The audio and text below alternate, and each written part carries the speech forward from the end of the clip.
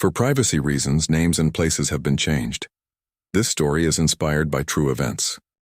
On the morning of D-Day, June 6, 1944, a five-man reconnaissance team of elite Ranger Scouts, led by SGT Nahlen Park, moved into the treacherous Bocage Lane south of Pointe du Hoc, Normandy, on a critical mission. They never rejoined their unit. Despite immediate searches amid the chaos of the invasion, SGT Park and his 4 Rangers vanished without a trace, presumed lost in the fog of war. For 73 years, their fates remained an agonizing mystery, their courage unacknowledged, their sacrifice undocumented. Then, in 2017, a discovery was made by a local farmer, Alois Martin, near the very lane they disappeared from. A rusted, sealed ration tin unearthed from the earth.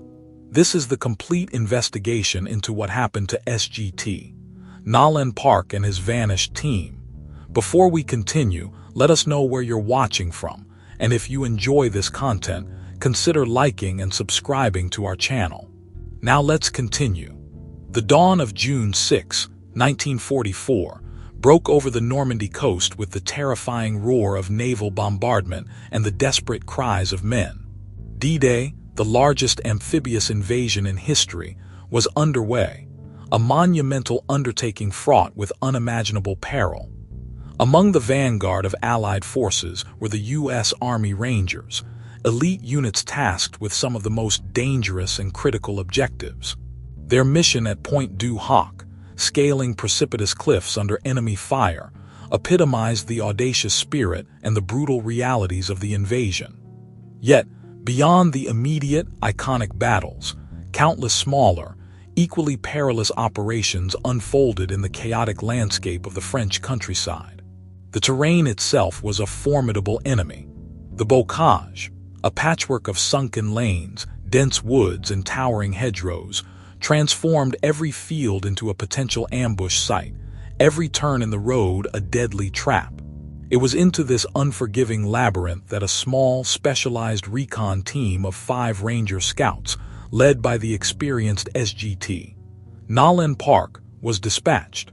Their assignment was precise: to slip past the initial German defensive lines, ahead of the main Allied push, and conduct reconnaissance deep within enemy territory.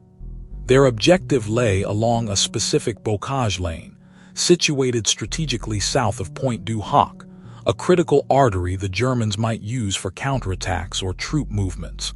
Under the cover of the early morning chaos, SGT Park and his 4 comrades successfully penetrated the hedgerows, vanishing into the dense, green landscape. Their last confirmed sighting placed them moving purposefully away from the beachhead, deeper into the contested territory. As the hours turned into days and the D-Day landing solidified into a grinding campaign, the absence of SGT Park's team became increasingly apparent. They failed to report back. They did not rejoin their unit at the designated rendezvous, and no trace of them emerged among the captured or wounded. Their disappearance was absolute, leaving behind only questions. Were they ambushed by unseen enemy patrols? Did they encounter an overwhelming force, perishing in a desperate, unrecorded fight? Or did the very earth of Normandy simply swallow them whole, lost to the relentless, indiscriminate fog of war? Their fate remained an agonizing enigma, a silent statistic in the immense human cost of liberating Europe. For decades, the 5 Ranger Scouts were simply listed as missing, their story incomplete, their sacrifice unquantified. The disappearance of SGT Nahlen Park's team unfolded against a backdrop of unprecedented carnage and strategic urgency. Across Normandy, the Allied invasion was a maelstrom of steel and blood, with every hedgerow a battle line, every village a fortress. Thousands of men were engaged in desperate fighting, the front lines shifting by the hour, and the sheer scale of the conflict overshadowed individual incidents. In such a colossal undertaking, the loss of a small 5-man reconnaissance unit, however regrettable, often became an unanswerable question, swallowed by the larger narrative of war. The priority was survival, advance, and ultimately, victory. In the immediate aftermath of D-Day, the focus remained squarely on securing beachheads, pushing inland and repelling fierce German counterattacks. Resources were stretched thin, and the meticulous investigation of individual missing persons, particularly those operating behind enemy lines in the treacherous bocage, was an unattainable luxury. No dedicated search parties could be spared for a detailed sweep of the bocage lane south of Pointe du Hoc, the last known location of SGT. Park's team. No definitive reports of their capture or death reached Allied intelligence channels in the critical days and weeks following the invasion. The chaos of combat meant that any potential evidence, had it ever existed, was either destroyed by artillery, overlooked in the rapid advance, or simply buried beneath the churned earth of the battlefield. For the Ranger unit, the prolonged silence from SGT. Park's team was a grim, unspoken confirmation. Men like Ranger veteran Henry Cobb, who fought alongside them in the initial push, understood the inherent, often fatal, risks of such deep penetration missions. The 5 scouts were acknowledged as gone, their names added to the growing, tragic list of presumed killed in action or missing in action. There was no formal investigation in the modern sense. No detectives, no crime scene analysis, no methodical search for clues. Instead, it was a practical, if heartbreaking, notation of absence within the regiment's rolls. Their official military records would simply reflect missing in action. A stark, ambiguous designation that offered no specific details, no definitive answers, and certainly no closure for their comrades or their waiting families back home. The relentless fog of war had not merely obscured their movements. It had utterly enveloped their very fate, leaving it suspended in an agonizing state of perpetual uncertainty, a silent testament to the countless untold stories of D-Day. The war ended, the world rebuilt, and the immediate, urgent chaos of D-Day slowly receded into the annals of history. The years that followed saw the reconstruction of shattered cities, the emergence of new global powers, and the gradual healing of a continent scarred by conflict. The Cold War cast its long shadow, shaping new geopolitical landscapes, and generations passed, born into a world vastly different from the one that witnessed the Normandy landings. Yet, amidst this relentless march of time, the fate of SGT. Nahlen Park and his 4 Ranger scouts remained stubbornly fixed in the past, an unresolved question mark hovering over the heroism and horror of June 1944. For over 70 years, their disappearance was a silent testament to the countless unrecorded sacrifices of war. Their names, once known only to their comrades and families, faded into the vast roster of the missing, their story becoming a mere footnote in the exhaustive histories of D-Day. Without bodies, without witnesses, without any tangible evidence of their final moments, their narrative was incomplete, an open wound in the historical record. The official designation of missing in action endured, a stark reflection of the enduring enigma. Hope for any definitive resolution dwindled with each passing year, as the last living witnesses aged and the physical landscape continued its slow, natural changes, further obscuring any potential clues. No new information surfaced in the intervening decades. Historians meticulously pieced together the broader tapestry of the D-Day operations, but the precise details of SGT. Park's team, their mission, and their ultimate demise remained elusive. Their story, once a poignant, if vague, memory for a dwindling number of veterans, gradually slipped from public consciousness, becoming one of the many unsolved wartime mysteries, overshadowed by more documented acts of heroism and tragedy. The fields of Normandy, particularly the quiet, unassuming Bocage Lane south of Pointe du Hoc, where they were last seen, continued its cycles of plowing and harvest. Its ancient hedgerows grew thick and green with each passing spring, seemingly guarding their secrets with an impenetrable silence, undisturbed and apparently destined to remain forever unspoken. The 5 Rangers, swallowed by the fog of war, became part of the land itself, their final moments lost to the passage of time, their valor unrecorded, their sacrifice unquantified for generations. 73 years had elapsed since SGT. Nalen Park and his Ranger scouts vanished into the Normandy bocage. The quiet lanes south of Point du Hoc, once a crucible of combat, had long since returned to their pastoral rhythm, fields tilled and harvested, hedgerows maintained by generations of local farmers. The memory of the war, though ever present, had softened with time, becoming part of the landscape's fabric, rather than its dominant feature. It was in one such unassuming field, bordering the very bocage lane where the Rangers were last seen, that the silence was finally broken. In the late spring of 2017, Alois Martin, a farmer whose family had worked this land for centuries, was conducting routine plowing. Her tractor's blade, cutting deeper than usual into a section of earth near an ancient oak, snagged on something metallic. Expecting another piece of forgotten farm machinery, or perhaps a shard of wartime debris, a common occurrence in this historic region, she dismounted to investigate. What she unearthed was not a bomb fragment or a rusted tool, but a small, rectangular tin, remarkably preserved, its olive-drab paint still visible beneath a layer of soil. It was clearly a military ration tin, but its unusual integrity and the way it had been deliberately sealed suggested it held more than just forgotten provisions. The discovery was immediately recognized as significant. Alois, accustomed to the historical artifacts her land occasionally yielded, understood this was different. The tin was not merely discarded, it had been carefully placed, almost hidden. She contacted Jack Stern, a respected battlefield researcher known for his meticulous work in unearthing forgotten stories of D-Day. Stern arrived promptly, his trained eye confirming Alois's intuition.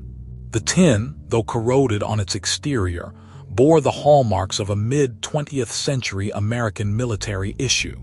Its sealed nature was particularly intriguing.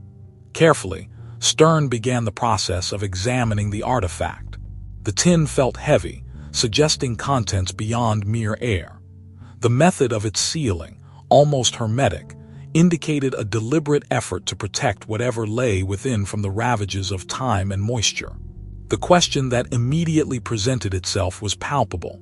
What secret had this small container guarded for over 7 decades, buried beneath the quiet soil of Normandy? And more pressingly, who had placed it there, and why? The discovery was a jarring intrusion into the long-settled narrative of the missing Rangers, a tangible link to a past that had stubbornly refused to yield its truths. This disturbing cache, unearthed by chance, promised to finally speak for those who had been silenced by war. Upon receiving the aged ration tin from Alois Martin, battlefield researcher Jack Stern understood the gravity of the discovery. The tin, though encrusted with 73 years of Norman soil, maintained a surprising structural integrity. Its sealed edges were a testament to the original intent of its owner, to preserve whatever lay inside from the relentless march of time and the pervasive dampness of the earth. Stern transported the cache to his specialized laboratory, a climate-controlled environment where historical artifacts could be examined without further degradation. The initial assessment confirmed its American military origin, dating it precisely to the D-Day era, a fact that immediately narrowed the potential candidates for its owner. The process of unsealing the tin was meticulous, demanding patience and a surgeon's precision. Any sudden movement or careless handling risked damaging contents that had remained undisturbed for over 7 decades. Using specialized tools, Stern carefully pried open the corroded lid, revealing not forgotten rations, but a tightly packed bundle of what appeared to be paper, wrapped in a thin, waterproof membrane that had miraculously held. The air that escaped was stale, a silent breath from the past. With painstaking effort, the fragile bundle was extracted. It consisted of several thin sheets, translucent and brittle, covered in faint, waxy markings. These were grease-pencil overlays, the kind used by military strategists and reconnaissance teams to plot movements and mark objectives directly onto maps. Each overlay was a ghost of its former self, the grease-pencil lines faded but still discernible against the aged transparency. Stern laid them out under controlled lighting, his eyes scanning for any identifiable features. The first discernible markings were topographical, sketching out familiar contours of the bocage terrain. Specific hedgerow patterns, a distinctive bend in a dirt track, and the outline of a small copse of trees began to emerge, all consistent with the area south of Point du Hoc, precisely where SGT. Nalin Park's team had vanished. The military precision of the markings, the specific type of overlays, and the clandestine nature of their burial all pointed to a deliberate act by a trained operative. The implications were profound. This was no random artifact. It was a deliberate, protected record. The location of its discovery, combined with the nature of its contents, strongly suggested a direct link to the missing Ranger Scouts. Could this be their final message, a silent testament to their last mission? The growing realization that this forgotten tin held the potential to unravel one of D-Day's most enduring mysteries hung heavy in the air. The faint lines on the overlays were not just geographical markers. They were fragments of a story, a desperate attempt to communicate from beyond the chaos of war, promising to finally reveal the truth of what transpired in that quiet bocage lane 73 years prior. Jack Stern's methodical examination of the grease-pencil overlays continued for weeks, each fragile sheet revealing more of its 73-year-old secrets. The initial topographical markings, confirming the team's deep penetration into the bocage south of Point du Hoc, were merely the prelude. As the researcher painstakingly cleaned and magnified the faint lines, a more complex and disturbing narrative began to emerge. The overlays were not just maps of a route. They were operational documents, filled with a ranger's shorthand and tactical notations. Among the densely packed details of terrain and potential enemy positions, Stern discovered a series of smaller, more intricate diagrams. These were crudely drawn but clearly identifiable schematics of German artillery pieces, specifically the 155 coastal guns known to be emplaced in the region.